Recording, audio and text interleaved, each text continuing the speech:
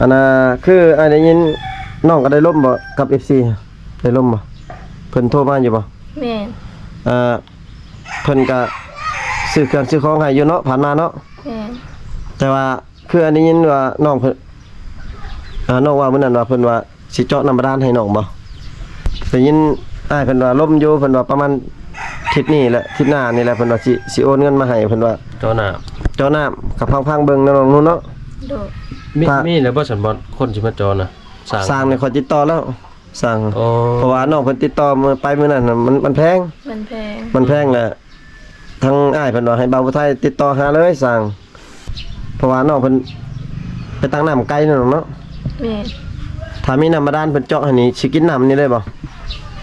ก็รอรุ่นข่าวดีเบิ่งน้องเนาะถ้าว่าเพิ่นเจาะให้นี่ก็ซ้ำถึกเลขบ่ได้น้องเนาะแม่นบ่เพื่อมี3-4โตเพิ่นได้บ่าวไทยเอ้ยแม่นเพื่อมีผู้ใหญ่ใจดีมาเจาะให้หรือว่ามาช่วยคนใดคนหนึ่งนี่บ่แม่นธรรมดาเลยเพิ่นช่วยก็เบิดหลายเนาะมีผู้ล้มแล้วบ่น้องตอนนี้มีผู้บ่าวแล้วบ่คนล้มบ่มีแต่ FC แม่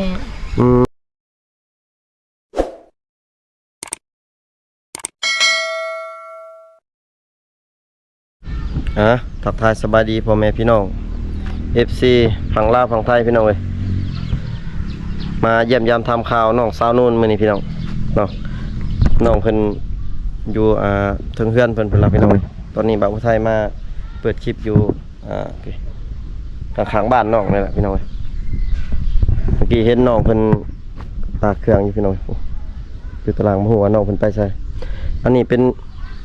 บ้านของน้องสาวนูนเนาะพี่น้องเนาะนี่เป็นเฮือนครัวเพิ่นพี่น้องนี่เป็นเฮือนแป้นเฮือนใหญ่เพิ่นโอ้บ้านนี่เพิ่นอยู่ได้จังได๋วะพี่น้องเอ้ยอันนี้จะเป็นเฮือนของชาวบ้านเนาะพี่น้องเป็นเฮือนห้างเฮือนหยังเพิ่นผูกงัวผูกควายใส่อยู่ตารางเลยพี่น้องแปลกเนาะพี่น้องอยู่ในเขตชนบทพี่น้องหรือว่าแถวเขตนอกนี่เนาะเขาเจ้าจะมักผูกสัตว์เลี้ยงอยู่ในตารางเฮือนพี่น้องถ้าเฮานี่โอ้ยอยู่ได้บ่แบบนี้นะพี่น้องผูกงัวผูกควายใส่นี่ด้วยอยู่บ่ได้นะทางเฮาพี่น้องแต่ว่าเขาเจ้านี่เป็นเรื่องปกติพี่น้องสัตว์เลี้ยงนี่จะผูกไว้หรือว่าเฮ็ดคอกไว้อยู่ในตารางเฮือนเนาะวันนี้เดินทางมากับทีมงานคือเก่าพี่น้องมีเบาไก่และกับเบาเทนมาหาน้องสาวนูนพี่น้องอันนี้จะเป็นเฮือนไก่พี่น้องคอกไก่เพิ่นโอ้ทางทีมงานเขานั่งถ่าอยู่แต่ละคนโอ้ลูกสาวบ่าวเทนมาเพิ่นนอนอยู่พี่น้องทีมงานสบายดีบ่ไก่สุดหล่อสบายดีเด้อพี่น้องเอ้ยคือรอแต่เจ้าตุ๊ตายจ่องนั่นนี่เอาไปอีก 10,000 กีบบ่เทนมานั่งบ่เทนมาเป็นนั่งถ่าสบายดีคือเก่าตัว FC เนาะว่ามื้อนี้มาฮอนเฮือนน้องมายามมึงน้องยังน้องสาวนูนแม่นบ่แม่นลูกเจ้าบ่น่ะบ่แม่นลูกค่อยลูกเพิ่นลูกสาวนูนเนาะแม่นลูกสาวนูนเป็นจะได้ส่องจังน่ะฮะไปมาอยู่บ่ส่องจังไปอยู่เนาะไปบ่หลายเพราะว่าต้นช่วงนี้ก็ยังขาดเศรษฐกิจนี่บ่มีกล่องดีเนาะบ่มีกล่องบ่งามพี่น้องเอ้ยขอบคุณก็คือ FC ได้เห็นเพิ่นน่ะแต่ว่าเพิ่นบ่ได้สู่เอาลงคลิปยาวปานใดเอาลงแต่คลิปสดเนาะเดี๋ยวรอถามมึงน้องสาวนูนเพิ่นไปใส่เลยพี่น้องต้นช่วยน้องสาวนูนมาเลยพี่น้องสบายดีน้องนูนสบายดีมาแต่ไสนี่มาแต่เฮือนเอาคืองามแท้โอ้น้องไทยก็งามดีเนาะงามทุกมื้อเนาะเนาะขนาดบ่ได้เห็นน้องเสมอเลยเอาลูก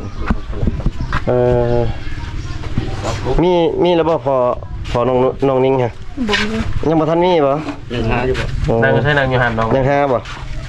ยังหาอยู่เนาะบ่น้องชิลงนั่งอยู่หันก็ได้ที่ได้นั่งอยู่ลุมน้องจังเย็นเนาะนั่งอยู่นี่บ่ฮะน้องได้น้องสิยืนน่ะบ่ช่วยนั่งบ่นั่งสินั่งพี่น้องไปนั่ง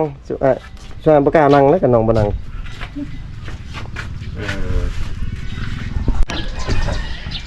พี่น้องเอ้ยหลังจากที่ว่าน้องๆเพิ่นสำเร็จเวียกเนาะก็น้องเพิ่นพามานั่งอยู่เตียงของน้องพี่น้องเอ้ยหรือว่าอยู่เฮือนของน้อง คำนองภาษาบ้านเฮาอยู่กองตารางเนาะ แม่น ชุบน้องภาษาน้องวายยังอยู่กองตารางนี่ โรม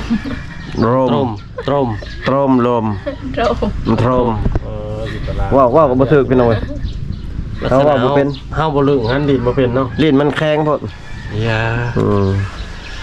น้องเพิ่นก็มีหน้ามีในมาหับตอนพี่น้องเอ้ยแน่นี่ว่าน้องนวลเวลาแขกคนมาต้องเอาหน้ามันยังมาหับตอนบ่ นี่ โอ้เอาแบบย่อพระเขาพระนามด้วยฉันบ่ได้ย่อบ่ บ่มีอาหารบ่ครับแบบน่ะคันว่าบ่ย่อนะคันมีอาหารนี่ย่อบ่ แม่ อืมมีน้ำมีหยังเพิ่นเอาเพิ่นมาให้บ่มีข้าวเพิ่นน่ะ ปกติเขาย่อพระเขาได้เนาะคันแขกคนแบบบ่เคยมาหากันเนาะอันนี้เพราะว่าเข้ามาหาน้องกับเทื่อที่2นี่บ่ น้อง บ่ อยู่เพื่อนผู้เดียวตินี่ แม่อยู่กับลูกสาว จักเทื่อแล้วจะเอามานี่ 2เทื่อ 3เทื่อนี่เนาะ แม่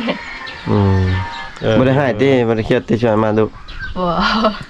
อืม ยันว่าสมัยมาตลอดแหละยันว่าหายจังเนาะ พ่อแม่น้องบ่ได้ว่าติว่าช่วยมาถ่ายคลิป บ่ บ่ได้ว่าเนาะ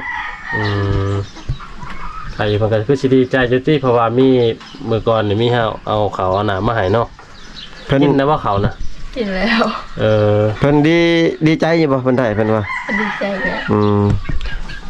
ดีใจเนาะได้เครื่องได้ของได้เงินได้หยังพี่น้องเอ้ยก็ดีใจน้ำน้องอยู่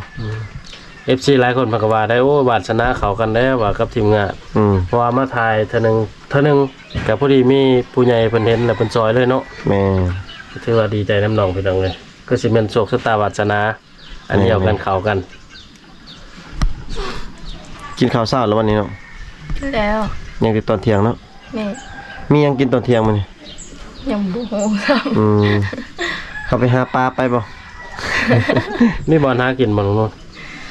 ำบ่มีแล้วมีแต่2หานอแหละ นอนี่มี หาหยัง นอน อยังเลย ดอกไม้บง เอ หน่อไม้ หน่อไม้บง อืม ไปก็ยากนะบ่ไกลเพราะว่าน้องเพิ่นเอาลูกเด้ แม่น พาลูกน้อย หลายคนเน็ตซีเพิ่นก็อยากเบิ่งแบบวิถีชีวิตไปหาอยู่หากินแต่ว่าอยากแบบยากหน่อยหนึงพี่น้องเพราะว่าน้องฆ่าลูกน้อยบ่มีคนเอาลูก เพราะว่าบางคนหลายคนก็ว่ามีหยังคือถ่ายแต่ถามแต่อยู่เฮือนว่าสิเนาะเพราะว่าเฮาบ่อยากคุมเขาเจ้าเนาะแบบว่าไปไปหานั่นหานี่หากินพี่น้องเอ้ย เรื่องอยากได้คลิปงามๆคักๆให้พี่น้องเบิ่งอยากได้ แม่ แต่ว่าต้องเบิ่งตามตัวจริงตามความสะดวกของน้องๆหลายคนด้วยกันพี่น้องเอ้ย ในใจก็อยากได้แบบคลิปคักๆนั่นแหละเพื่อให้ FC ได้เบิ่งพี่น้องเอ้ยแต่ว่าน้องเพิ่นก็ข้าวเวียกเห็นใจเพิ่นใจโตพี่น้อง แม่นเอาใจเพิ่นมาใส่ใจตัวบ่เขาว่า แม่น เบิ่งกันเนาะเวลาว่างก็จังไปเนาะนู่นเนาะมื้อหน้ามื้อไหนเนาะ เลย แต่ว่าบอนหาพักหาหยังนี่หากินนี่มีอยู่เนาะหาพักอยู่เข้มห้วยเนาะ แม่ หวยตัวใดหวยตัวน้องไปอาบน้ำมื้อนั้นบ่ แม่ อืมคันไปหากับพอได้กินบ่ บ่ได้กินอยู่ ชวนหลายพักยัง ผักน้ำแล้วก็ผักกูด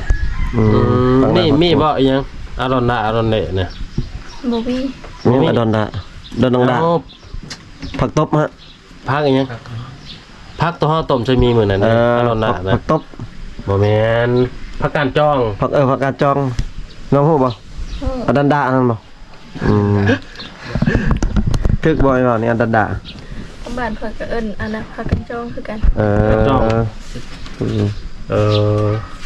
แบบบ่ได้หาซื้อหาขายบ่น้องนวลเวลาหาผักหาหยังนี่ บ่มีแต่หาเอามากิน หาแต่แบบซ้ำพอกินได้แล้วเนาะ แม่ โอ้พี่น้องเอ้ยมันไก่ตัวเมืองคือว่าไก่ตลาดเนาะบอกได้เนาะ แม่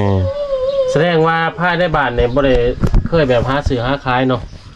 นอกจากสิว่าได้สัตว์ป่าบ่จังไปขายแม่นบ่ แม่ แสดงว่าอาหารการกินนี่บ่สู้ซื้อเนาะ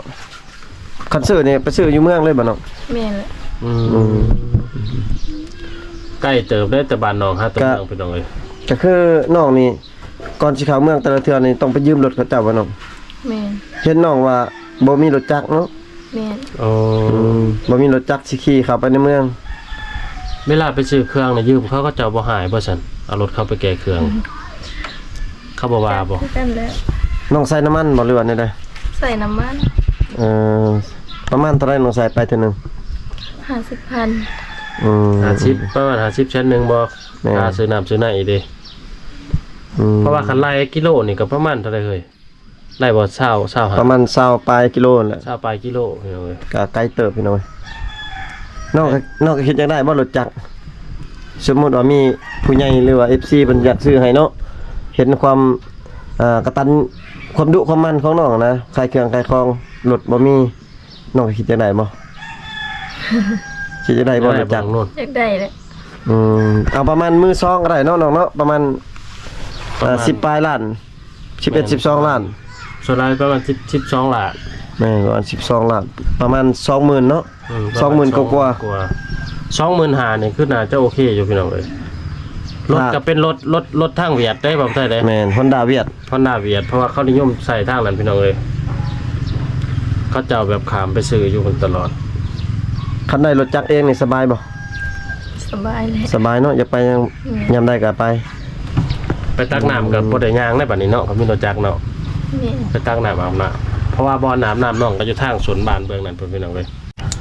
อันน่ะคืออันได้ยินน้องก็ได้ล่มบ่กับ FC ได้ล่มบ่เพิ่นโทรมาอยู่บ่ แม่ เพิ่นก็ซื้อเครื่องซื้อของให้อยู่เนาะผ่านมาเนาะ แม่ แต่ว่าคืออันได้ยินว่าน้องเพิ่นน้องว่ามื้อนั้นว่าเพิ่นว่าสิเจาะน้ำบาดาลให้น้องบ่ แม่เลย อืม โอ้คักได้อซั่น ได้ยินอ้ายเพิ่นว่าล่มอยู่เพิ่นว่าประมาณ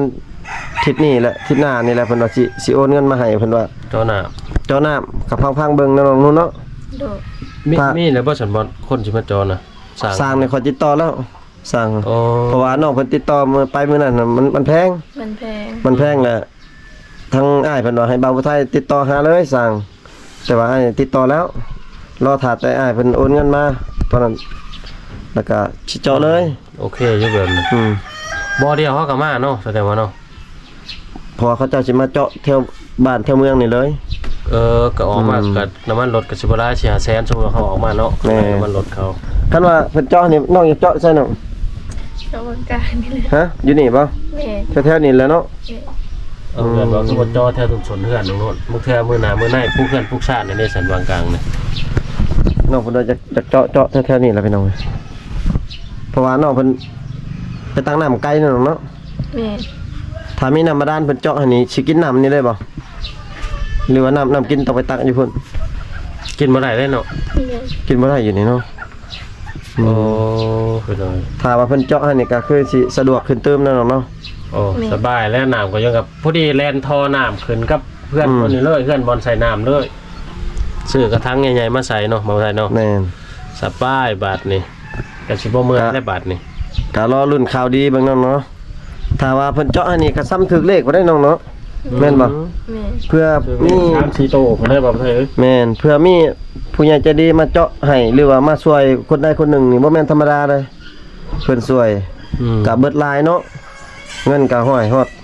20-30 คันว่าบ่ใจบุญนี่ดีก็หัว แม่น บ่ใจบุญบ่ใจดีนี่ก็เฮ็ดบ่ได้ได้บ่เอ้ย แม่นก็อ้ายเพิ่นก็ยอมรับเพิ่นสวยดีเนาะน้องเนาะ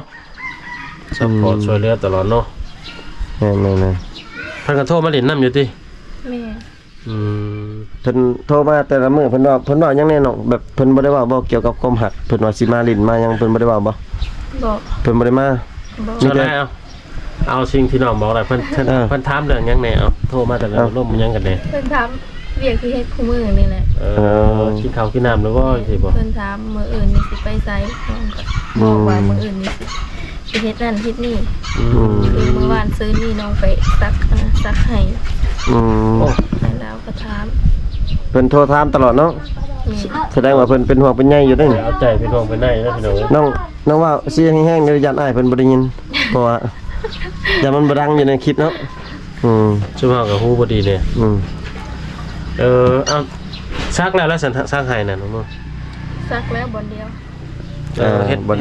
เดียวปีนี้หรือว่า2 บอลหนึงหันยังบ่ทันได้ซักเสียยาก่อนบ่ยามันหก เห็นบ่ยากได้บ่ใช่เฮ็ดให้นี่ แม่น คอยกับผู้นึงนี่ก็จักสิแนวได้แล้ว ยากนะพี่น้องเว้ย เพราะว่าคือให้แล้วนี่ก็เสียหยาก่อนแน่เนาะคันว่าอยากซักเนาะ แม่ พี่น้องเอ้ยซักแล้วก็เสียหยาได้บ่ใช่ หลายๆรอบอยู่ในเฮ็ดให้พื้นเดียวนี่หลายๆรอบพี่น้องเว้ย เวียกที่บอกเขาเจ้าแบบทางผู้สาวบ่หรือว่าเขาจะส่วน ชาวบ้านในชนบทบ่มีเวลาว่างบ่ได้พี่น้ แม่ องนอกจากซักไห้แล้วก็มาปลูกมันต้นแล้วก็เสียหญ้ามันต้นกลับไปกลับมาหูดเขาให้โอ้ยยากพี่น้องเอ้ย น้ำน้องไปตักแล้วบ่น้ำมื้อเช้านี่ไปตักบ่ ตักแล้วแต่ว่าเบิด เบิดเลย แม่ ตักมื้อเช้านี่แล้วก็เบิดเลย แม่ ใส่เบิดเนาะ แม่ แล้วก็ตอนแรกไปตักอีกบ่ ตัวเที่ยงนี่แหละ ตอนเที่ยงสิไปตักอีก แม่ ปอพี่น้องเอ้ยไปตักเช้าเที่ยงแรงเนาะ แม่ หรือว่าเช้าเที่ยงเย็น อืม แสดงไปตักพี่น้อง ก เอ้ ระ ย ตุกน้องร้ายอยู่บ่เลยนี่ด้วยซ้ำเก่า เอาตุ๊กใหญ่ไปตักแล้วเดี๋ยวนี้ ครับตุกใหญ่แล้ว แม่ ตุกอีกช่างตุกเศร้าลิตรนะ แม่ ยืมรถเข้าไปอีก บ่คุยเสียหลังนี่แหละ โอ้ปุ้ยฉลังเลย แม่ พี่น้องพอดีตอนแรกๆเราไปเบิ่งน้องไปตั้งน้ำเนาะหรือว่า คันว่าเฮาบ่ได้ไปทางใดเด้อว่าอันนี้ แม่นน้องไปยามใดเฮาก็ไป ไปนำได้ติ ได้ พอดีสมาสิไปกุยซอยหรือว่าแบกซอยพี่น้องเอ้ย แม่น กันไผอยากมาซอยน้องกับมาเด้อพี่น้องเอ้ยไปตักน้ำน้ำน้องแล้วก็ซอยน้องหาบน้ำ แม่น วิถีชีวิตอีกอันหนึง เพราะว่าน้องเพิ่นว่าสิเอาตุก20ลิตรเลยกุยเนาะเพราะน้ำตั้งน้ำมันไกลน้องเนาะ แม่ พี่น้องเอ้ย บอลชุมายไปมื้อนั้นนั่นติ แม่ เอาฝนตกมันบ่ได้คุณบ่น้ำสาง จังแล้วบ่ได้ไปมื้อเช้านี้ ช่วน้ำคุณนี่ก็ตักอยู่หั่นบ่มันคุณก็ตักอยู่หั่นเลยมาใส่นะ บ่แล้ว ไปตักอยู่ใช่ซั่นมากินมาใส่นะ เอาน้ำมาดาด กินน้ำบาดาลอีก แม่ ชุบน้องมาตบมาเลือกกินเลย ยากเลยพี่น้องเอ้ย กินแล้ว น้ำใส่น้ำกินก็ขาดเกิน ระหว่างน้ำบาดาลกับน้ำตัวชุบน้องไปตักน่ะตัวได้แสบ ตัวได้แสบเนาะ คือกันนั่นแหล้ว รสชาติมันอยากกินจางๆคือกันเนาะ แม่ แต่น้ำบาดาลนี่คือสิจางกว่าพี่น้องเลยเพราะว่าเขาจอมาแต่ผืนดินผืนอันนี้โอ้ แสดงว่าน้องมื้อนี้หันอยู่เพื่อนเบิดมื้อเนาะ แม่ ตอนเที่ยงพ่อแม่น้องมาบ่ บ่ บ่ได้มาเลย ไปนอนพุ่นเลยบ่ซั่น ตัวแรกเขามา น้องอยู่เฮือนกับลูกมื้อนี้นะ แม่ อ้ายก็นอนเดียวกลับแหละ ย่าอ่านเพิ่นก็ไปเสียยาใส่แม่ โอ้ย ไข่เนาะผู้ชายเฮ็ดเวียกกันนะคือกันเนาะ แม่นส่วนน้อยแม่นส่วนน้อยได้บางคนผู้ชายอยู่เขียนนอกเขาจะอยากไปช่วยพ่อแม่เนาะแม่นบ่น้องหรือว่าไปช่วยเป็นต้องได้ไปช่วยเบิดทุกคนบ่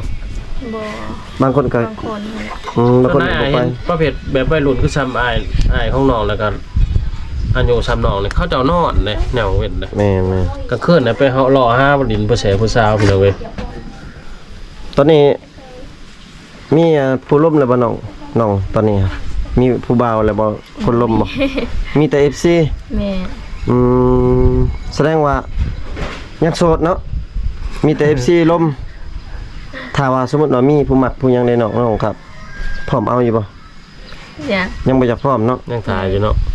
ยัง ประ ท่า มาณบ่ถามไม่ดีน้องนุ่นประมาณอีกจักปีน้องจังพร้อมบ่ ถ้าให้ลูก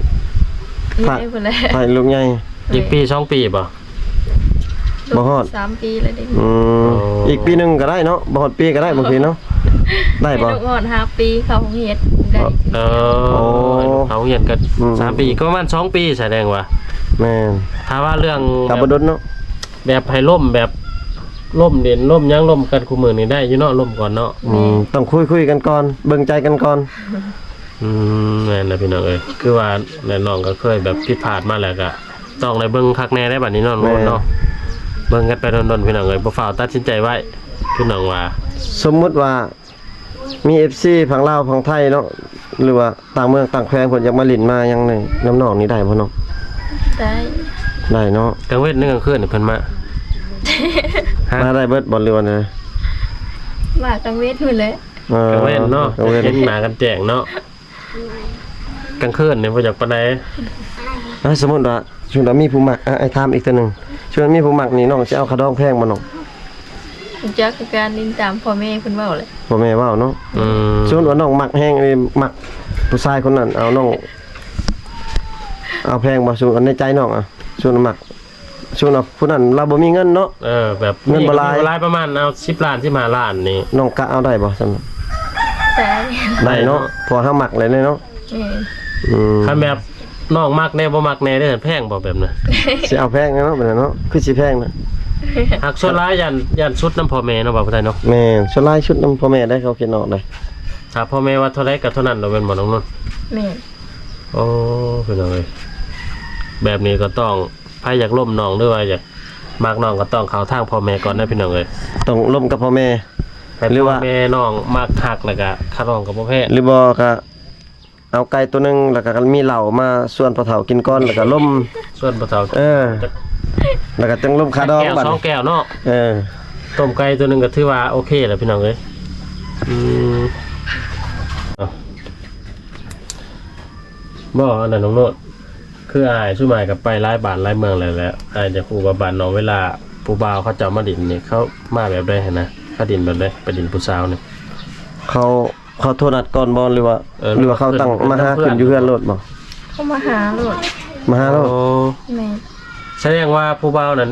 ฮู้กันบ่ฮู้กันก็เขาเจ้าขึ้นดินเลยแม่นบ่ แม่ อืม เขาฮู้ได้แน่แล้วฉันว่าเฮือนหลังนี่มีผู้สาว เขาก็ถามนะคนชาวบ้านนี่แหละ โอ้หาเลาะถามเลย แม่ โอ้ เอาสมมุติว่าเฮาบ่ฮู้จักเขานี่เขาขึ้นมาอยู่เฮือนนี่ผู้สาวตัวอย่างว่าคือน้องนี่ก็ลุกล้มเข้าเฮือนบ่ลุกนั่งเฮือน บ่ได้ลงเลยคันว่าบ่ได้ฮู้จักเขา อ๋อ โอ้ แต่ว่า สมมุติว่าเขามาแล้วขึ้นประวัตินี้แล้วเฮือนผู้สาวเขาว่าเนี่ยขึ้นไปเลยแล้วเฮ็ดแนวใดบัดนี้เขาไปปลุกน้องอะน้องตื่นบ่หรือบ่ตื่นแล้ว ลูกปุ๊บ ลุกเนาะบางทีก็นั่งหน่อยนึง แม่ อืม คันผู้ถูกใจนี่นั่งแน่เนาะ คนรอๆเนี่ยขึ้นไปเนี่ยก็ให้จันสดแจ้งไว้นั่งอยู่เนาะ เคยบ่ลมบ่าวจนดึกแบบเข้ามาลิ้นน้ำนี่เคยบ่ เด็กแขกครับประมาณ1 โมงนึง อ๋อแต่ว่าบ่ถึงกันแจ้งเนาะ เฮ็ดได้หลายคนนั่งนำกันอยู่ซั่นบ่แล้วก็เว้ากันบ่ แม่ โอ้ส่วนหลายเว้าอยู่ทางไหนเอาถามบ้านถามชื่อถามมีผู้มีแฟนบ่ แม่ ว่าฟื้นไปเนาะ อืมแล้วก็กินนี่ยังกินขนมไปบ่ เพิ่นชวนไปนั่นไปนี่ โอ้ ว่ามื้อหน้าวันไหนครับพากันไปเล่นอยู่นั่นนี่ เออแล้วก็สิเมื่อแล้วก็ขอเฟซขอเบอร์กันไว้ แม่ กระถึกใจก็มาใหม่อีกเนาะ คันผู้บ่ถูกใจนี่ก็หายคือกันบ่เฟซน้องนุ่น บ่ บ่ให้เนาะกระถึกใจ มาบ่ได้ดินเนาะ แสดงว่าน้องไอ้คอเฟซน้องมันแสดงน้องถึกใจน้องจะให้เนาะ บ่มื้อนั้นนั่นบังเอิญเฮามาแจกจ่ายเครื่องบ้านน้องนี่แหละ ว่าหยอกน้องพี่น้อย อายนี่คือสิใจดีใจบุญ บ่ น้องก็ให้เลย อ้ายให้เฟซน้องให้อ้ายเฟซนั่นก็คือแนะนำว่าสิมาถ่ายคลิปน้องได้พี่น้องเว้ยบ่แม่นว่าน้องให้แบบว่าถึกใจมักบ่แม่นเลย แม่นติน้องนุ่น น้องคนบางงามนะน้องเพิ่นบ่มักดอกเนาะว่าแต่ว่าน้องเพิ่นให้ด้วยความแบบว่าหักแพงพี่น้องเว้ยลูกสาวเพิ่นตื่นเลยครับไปเอาลูกก่อนนะทีมงานรอดังก่อนพี่น้องเว้ย ลู ลู ก ก ค เพิ่ น น ไทย ตื่น นะเว้าดังบ่พี่น้อง น้องเพิ่นไปเอาลูกก่อนก็อีกต้นเพิ่นอยู่เบิ่งเอาลูกเอาเต้าอีกพี่น้องเว้ยก็คือ FC เว้าแหละว่าคือบ่พาน้องๆไปหาทายแบบวิถีชีวิตเพิ่นหาปูหาปลาแน่พี่น้องก็แบบนี้แหละพี่น้องเว้ยบางทีข้าเวียกข้างาน อืม พี่น้องเว้ยตอนนี้น้องเพิ่นก็เอาลูกเอาเต่านอนอยู่พี่น้องเนาะเพิ่นก็ข้าเวียกข้างานนะพี่น้องเว้ยทางทีมงานเฮามาหาน้องตอนเช้านี่ก็พอดีเจอน้องเพิ่นเอาลูกเพิ่นนอนอยู่ คือเพิ่นก็สิข้าเวียกข้างานแล้วพี่น้องเว้ยคลิปนี้ก็บ่ไทยบ่มีหยังหลายพี่น้องเว้ยมาทำข่าวน้องสาวนูนพี่น้องให้พ่อแม่ FC ได้เบิ่งนํกันพี่น้องเว้ยคลิปนี้บ่าวไทยก็สิได้ขออนุญาตปิดคลิปไว้เพียงเท่านี้ก่อนพี่น้องเจอกันอีพีหน้าพี่น้องเว้ยอยู่ดีมีแฮงเบิดสุขสุขคนพี่น้องเว้ยเอาลูกซะเด้อน้องเด้อให้สิกลับก่อนบาดนี้โอ้เอาลูกนะพี่น้องบ๊ายบายนี่น้องกลับกันเด้อ โดย อืม